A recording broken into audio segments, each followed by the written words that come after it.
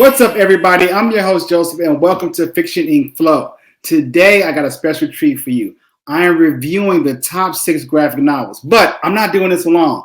I got my guy coming in with me as a special treat. He's going to help me break down some of these books, and we're going to just really get into this together. So let's give a warm welcome to my guy, Zach. What's up, Zach?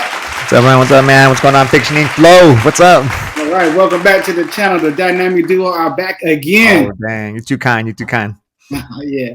So I know we've been chit-chatting, and I've did a previous video talking about some of my favorite graphic novels starring African-American characters or African lead characters. And so I'll just start today. We'll go over some of the ones that I really enjoy and get into. Man, let's do it, man.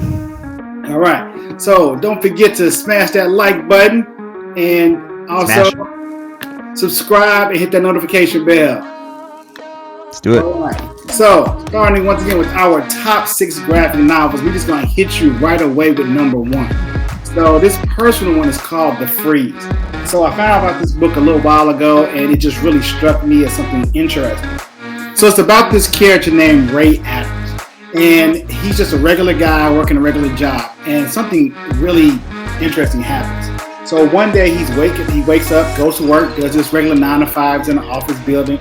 Then all of a sudden, his boss asked him to try to fix something with the computer. It was like not working. And he's like, okay, let me look at it. And then he sees like, oh, something's unplugged. They're like, you ain't checked that? That's something simple. He goes under the desk to fix it, and when he plugs it back in, this spark happens. And when he does, like, okay, I got it. It should be working. He steps away. Everybody in the office is frozen. They cannot move. So he's like, what is going on? So he's like just kind of walking around trying to figure out. Somebody playing a joke on me. I know you all are doing this crazy thing. So, you're playing a prank and nobody's moving. Time is still moving, but nobody else is moving. Only he's around. So he ends up touching like this coworker, and she comes to life. He's like, what? What just happened? He's like, why are you touching me? And comes to find out he has this ability to unfreeze people. We don't know why he's frozen.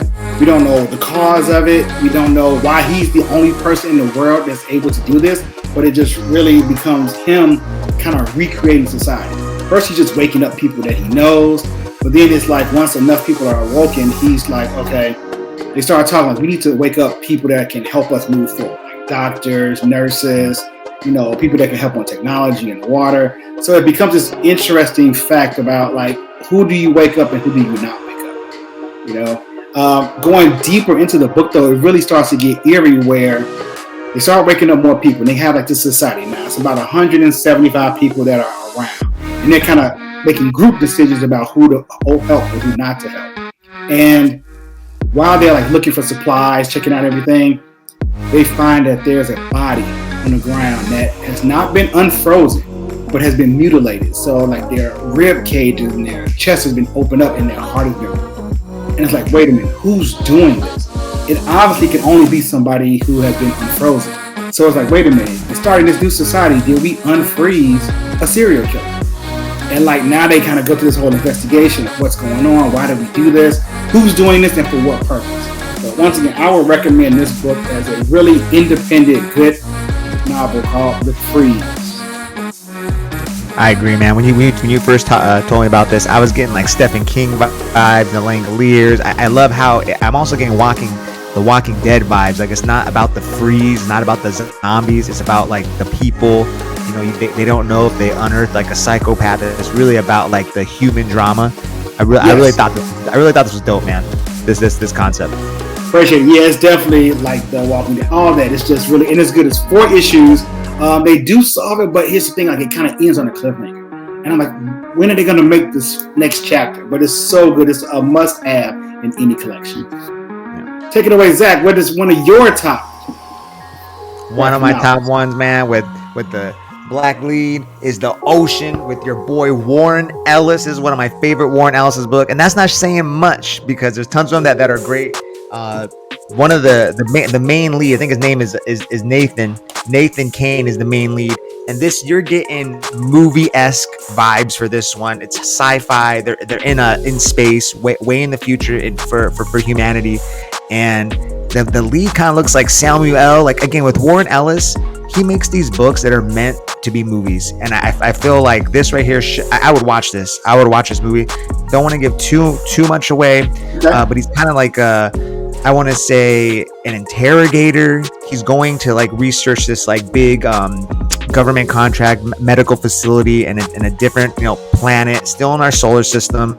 Okay. And he doesn't know what's going down. He finds out some shady stuff's going down. I'm not going to tell you whether it's aliens or anything like that, but it is absolutely amazing.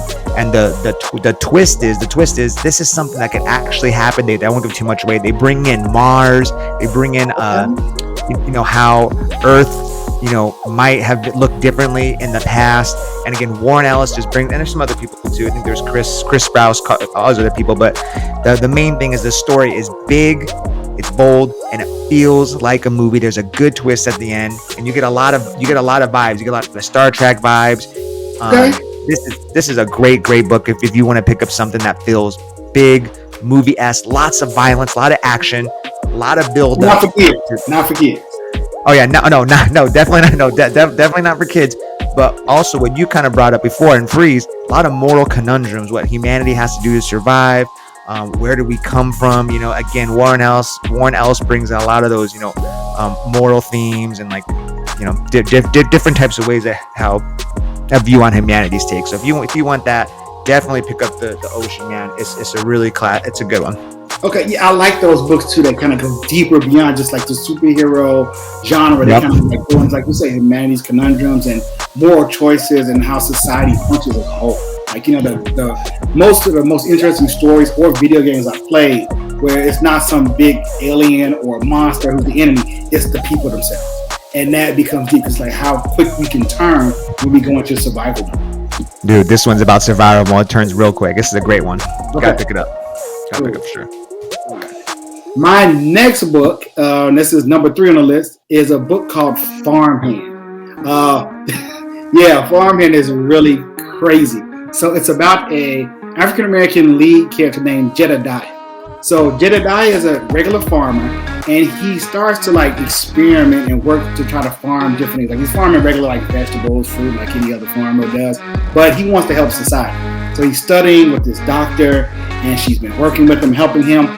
And what they ended up discovering, he finds this secret that he can actually farm organs and body parts. And it's like, wait a minute, what? So he is like learned how to farm body parts to replace the human body. So like say if you lose a finger, he can farm a finger. Use the ear, an eye, anything. But there's a drastic effect to it. So it's not so simple as we farm this piece and then we graft it to you. There's always some kind of double-edged like sword with it. There's a risk. So the story takes place that he's discovered this, he has a family. They don't tell you, but that the mother has passed away in the family, his wife, and his son and his daughter are around. So the son had kind of like left the farm. Like he's like, I don't want nothing to do with this. I'm tired of it. So he goes away, gets married, has kids. The sister stays there, and she kind of helps work the farm and learns the in and outs. And the son ends up losing his job and has forced to come back home. And when he comes back home, like, I don't know if I really want to do this, bringing the kids here. Something disastrous is going on. Like, something has changed with this farm all of a sudden. And I think it's a connection between the son coming back and something that was found deep in their, like, family tree. Because the father says, it's our blood right. This is our bloodline that this works. So it's kind of like a modern take on this Frankenstein-esque story. But it's really complex. Has a lot of undertones of genetic experimentation, mutations, hybrids, like, learning to like use plant and human DNA. So it's like, if you like science, sci-fi, thriller, horror with a little bit of comedy mixed in, I would definitely check out Farmhand. I remember you telling me about Farmhand, and I kind of like focused in on the relationship between the family is really nice. Not nice, but a good layer of suspense and drama, especially between the dad and the son. He's coming. I think he comes back from the city, right? And he's like, we're going to this farm and all that. Yeah. So there's a lot of good like family turmoil too. And again, in the background is all the genetic mutations and all that. I definitely agree. You got to pick up Farmhand. It's totally solid. And the artwork is slick. I love the way it looks. There's always stuff in the background, little bits of pieces. Whether it be hands, fingers. The Yeah. posters in the background aren't just like laying back there. You actually have to read them. They do a really, really great job with, I said, like the slick illustration. So shout out to Farmhand for doing that. Yeah, and the illustration is like this old cartoon style. So that's what they handle. Like, it's not like this crisp, clean, like modern, like, you know, everyone looks good drawing. It has this cartoony style. So you kind of feel like, I think that's a way to unarm the audience, if you will. You feel like, oh, this is like easy, it's campy, it's nice. But then when you see some of the heart, like, oh my God, why did they do this? So it's a really good book. So definitely highly recommend it. I agree. All right, if you enjoyed this video, make sure to leave me a comment below. I would love to hear what you think and what are some of your top 6 graphic novels featuring African American characters. Don't forget to subscribe, hit the notification bell, and check out the next video where we do part 2 of the top 6 graphic novels featuring African American leads. We are talking about fiction ink flow. What's up? If you don't have it, you are truly missing it. Fiction ink flow. What's up? We are talking about fiction ink flow.